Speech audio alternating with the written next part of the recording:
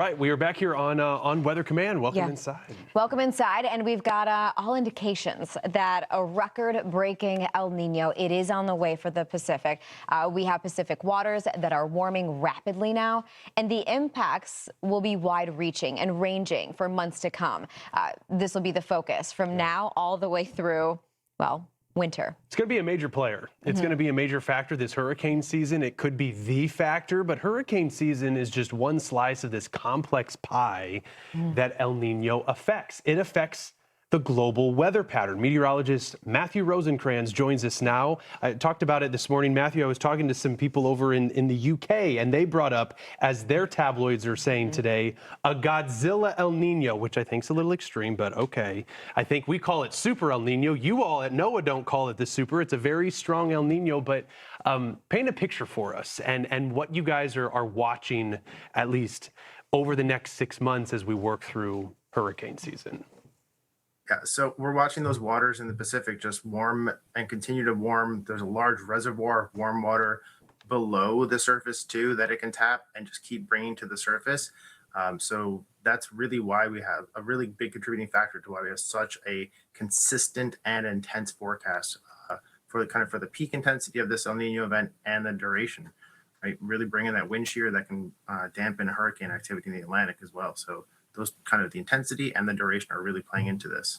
I thought it was interesting, too, in reading that discussion coming up out of yesterday. So we knew, and we know typically what an El Nino can do and how it can influence not just hurricane season, but global climate patterns or global weather patterns. Yeah. But I think what was interesting was the fact that in the discussion, noting that it would rank among the largest El Nino events in the historical record going back to 1950. So trying to figure out what season, what do we compare it to? I mean, what would be the closest season to compare to if people are trying to think, okay, this is maybe what we could see? 2015 would be, and into 2016, that winter there, that would be the closest analog, just because it's the closest with the same intensity in the El Nino and that we're forecasting, and also closest in the time. Wouldn't necessarily want to go back to events from the 1950s or the 1960s, just because they're so far back in time, and there's other trends and different things in the ocean patterns that aren't the same as they were back in the 1950s and 60s.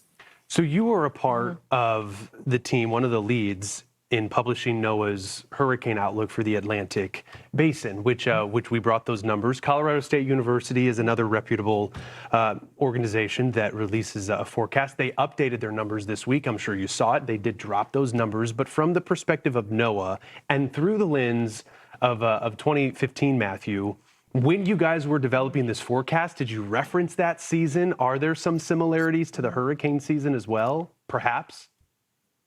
Yeah, so 2015 was in our set of analog years that we use in making the hurricane forecast, as was 1997, where there were only 8 named storms during 1997. So that's kind of set that lower end for us, because 97 was also one of the strongest El Nino events. It also peaked a little bit earlier. September, October, November is when that kind of event peaked.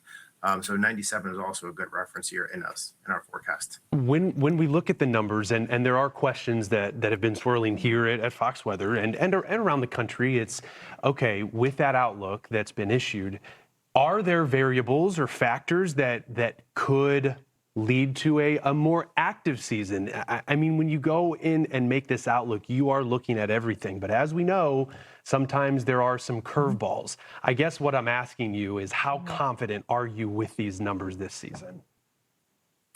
So our forecasts are given with a 70% confidence interval. Okay. So we work with those, calibrate them over the time. So that way, because we know there's parts of the system that just aren't measured yet. There's new modeling work to be done. So there could be things in there that just weren't measured and accounted for at the beginning of the outlook.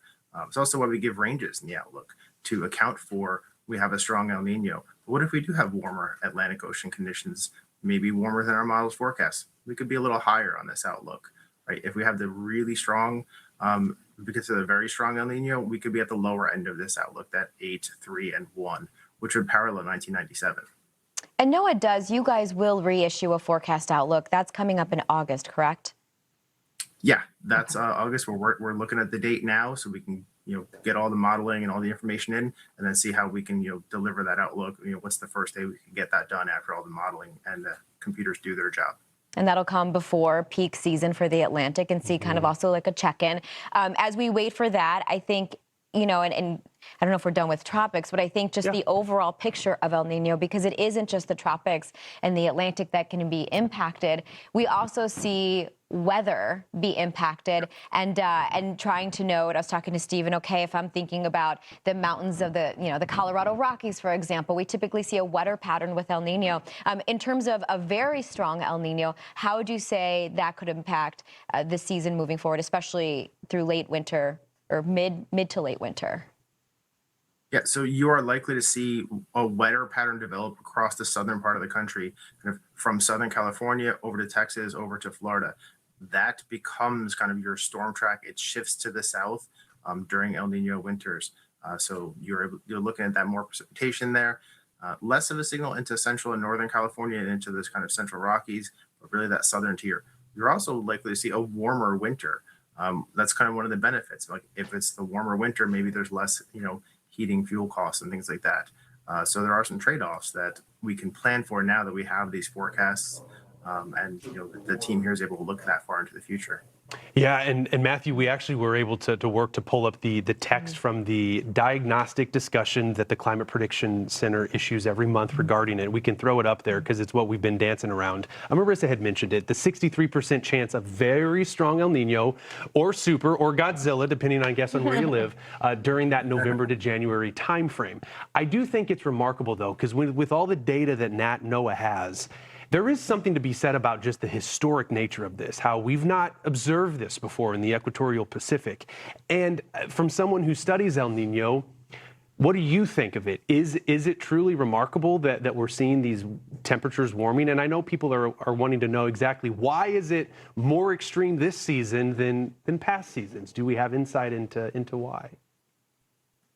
So this year is pretty remarkable because the factors that kind of can cause an El Nino, we've had westerly wind bursts or a big slackening of the trade winds across much of the Pacific. We've had multiple of those. Some of those westerly wind bursts have been the strongest that we've seen on record. We also have a lot of warm waters kind of outside of the tropical Pacific. So extending from Baja down to south of Hawaii. So just kind of outside there. And those temperatures there have been record warm, 100th percentile when I go back to, using 50 years, 60 years of data. So the entire Eastern Pacific is just kind of much warmer, not only in the Nino region, but also outside the Nino region. So it's and that can kind of compound because you can't take the temperatures in the Nino region and disperse them outwards. So it can just lead to this region being that much warmer. Yeah, fascinating to see all the essentially alignment that we're getting. So it's a great discussion. Thank you for joining us and giving us this perspective. Meteorologist Matthew Rosencrans with NOAA. Have a great afternoon.